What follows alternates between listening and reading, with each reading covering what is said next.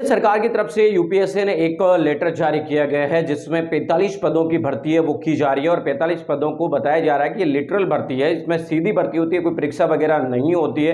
प्रधानमंत्री नरेंद्र मोदी की अगुवाई वाली सरकार आने के बाद इस तरीके का कार्यक्रम पिछले कई सालों से चल रहा है। इस 45 भर्ती में ना तो लोगों को आरक्षण मिलता है, ना ही कुछ और मिलता है। इसके चलते अब बहुजन समाज पार्टी के अध्यक्ष मायावती जी ने इस मामले में अपनी प्रतिक्रिया दी है। साथ ही चंद्रशेखर आजाद और तेजस्वी यादव भी इस मामले में प्रतिक्रिया देते नजर आ रहे हैं। बीएसपी अध्यक्ष मायावती जी की तरफ से आई प्रतिक्रिया आप अपनी स्क्रीन पर देख पा रहे हैं। उन्होंने कहा कि केंद्र में संयुक्त सचिव, निदेशक एवं उप सचिव के 45 पद पर सीधी भर्ती का निर्णय सही नहीं है, क्योंकि सीधी भर्ती के माध्यम से नीचे के पदों पर काम कर रहे कर्मचारियों को पदोन्नति के लाभ से वंचित रहना पड़ेगा। साथ ही इन कर्मचारी सरकारी नियुक्तियों में एससी, एसटी व ओबीसी लोगों को इनके कोटे के अनुपात में अगर नियुक्ति नहीं दी जाती है तो ये उल्लंघन संविधान का सीधा सीधा है वो माना जा रहा है। बीएसपी अध्यक्ष मायावती ने कहा कि ये जिस तरीके की लिटरल भर्ती की जा रही है वो एक तरीके से अनुसार आरक्षण की और संविधान की अवहेलना नजर आ रही है। भीम आर्मी चीफ चंद्रशेखर आजाद ने भी कहा कि परम पूज्य बाबा साहब डॉक्टर भीमराव अंबेडकर जी की प्रतिमा के सामने सिर झुकाकर संविधान को माथे पर लगाने वाले प्रधानमंत्री मोदी और उनकी सरकार उसी संविधान की किस कदर हत्या करने पर तुली है। लेटरल एंट्री का यह नोटिफिकेशन इसका जीता जागता उदाहरण है। केंद्र सरकार द्वारा